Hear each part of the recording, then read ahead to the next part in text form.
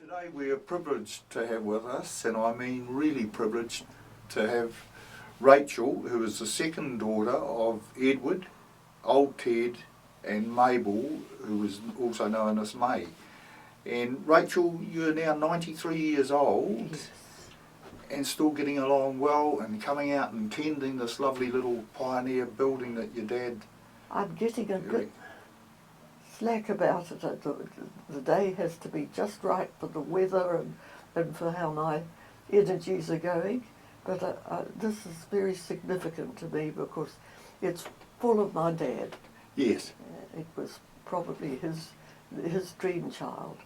But I also have a real interest in your work here with the museum artifacts. Yes. And the whole concept of bringing into today's minds what the early settlers did to create this quite flourishing area.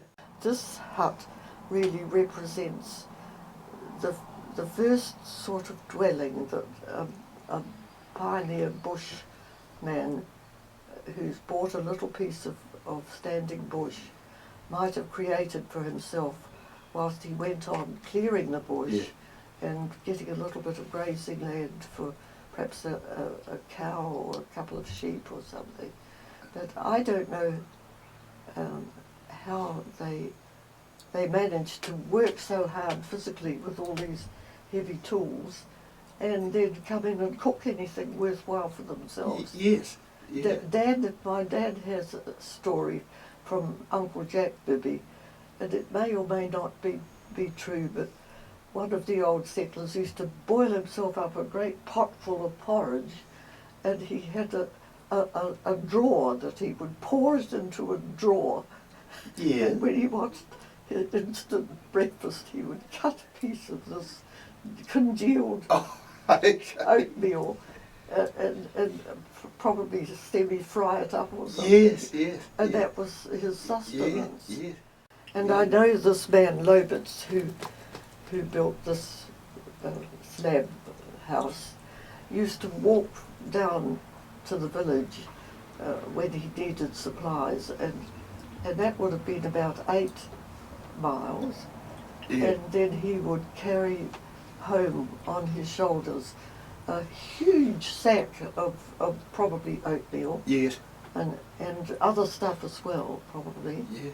And because he didn't have a horses or a wagon or anything, though later on, in the later 1800s, there was a once a week or coach service up past where the Miss Buchanans lived on the Blackburn Ridge, and that they would be able to bring some supplies. Okay, okay. And he, for some extraordinary reason, didn't put a tank in the. I'm not going to bother putting it on my shoulders. I'm too stiff. This was the general principle. And he must have had to go every day down to the spring, which was downhill about 200 yards away. And that was the way they lived. They accepted that you just carried the water. Dad had this concept that of a way of creating a memorial to these ingenious and hard-working first settlers in these little bush blocks. And he gathered up all these timbers. But I don't know a lot of the technical side of it. How did you go about splitting a great big totara log to get the panels?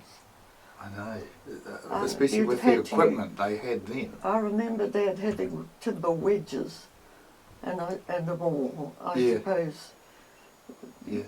I know that they would call on a neighbour to help them with the initial felling of big trees, but all the undergrowth had to be slashed back so that it could be burnt and the land cleared that way. Now, by the time you were born, most of the bushfires, That was all over, but I Right. do have a distinct memory of seeing what it must have looked like because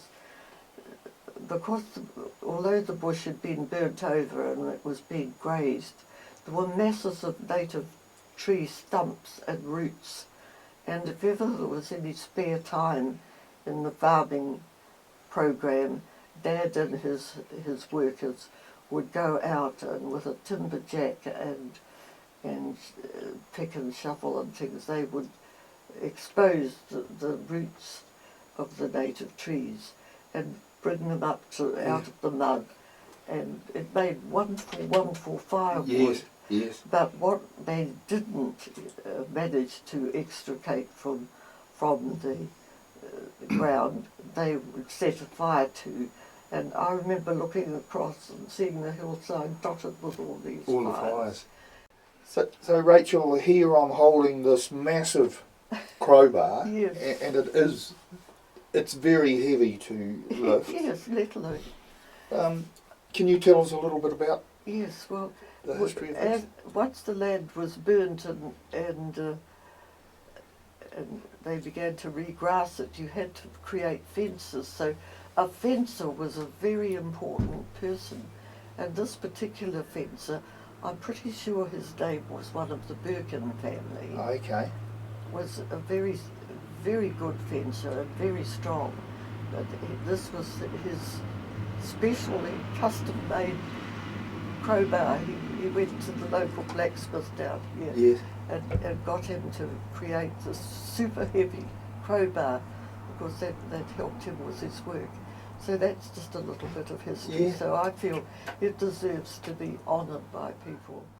As for this little replica Bushman's whare, it would not have had a floor. Dad used these old,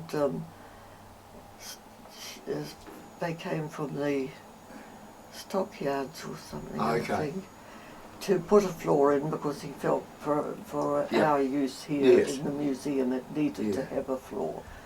Yeah, so it was just, they were just on a dirt. They would have been on the dirt, and they didn't have corrugated iron in those days when you were first No.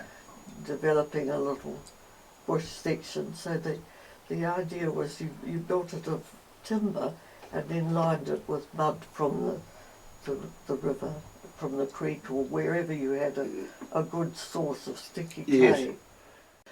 But another ingenious way of dealing with no iron for the roof was to create totara shingles because of the splitting propensity of totara, and it would easily be made into quite useful shingles. Perhaps Yes. you, Dennis, can just show them. Yep. If you look carefully at these, you can see where they've been exposed to they were overlapped. That's, And this was the part that was exposed, and the next one would be like that. So that formed the roofing and was used widely. Yes, when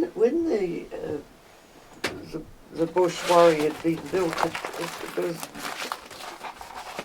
good big gaps between the wide totara planks, and the place must have been horribly drafty, and so they hit on the idea of somehow using any paper that they had available to create a protection from the insulation Yeah. and draft protecting, and they would have mixed up some flour and water paste and slapped the pages on here. You'll see this quite notable people. Like there was, even in my day, there was one of Queen Victoria's funeral or something like that. Yes. That's why I always keep this Okay. picture up That's here the significance. of old Queen Victoria. Yes. Probably was one from my grandmother's magazines. Magazines, yes. But I thought it was the era of this. And someone put some of the early medications Yes, there. yes. Painkiller, pioneer cure for all external or internal Or internal. bugs, worms and things. Sure. And the way the pioneer people definitely plan things for moonlight nights, because it makes such a difference if you're walking or riding in total darkness to if you choose the time of the moon that lights your way. But we talked about the furniture. Oh yes, when Harriet and Sam arrived and spent their first night under a bullock wagon and then proceeded to build that clay house and then have their 12 of their 13 children born in that. Yes. Something not too much bigger than this.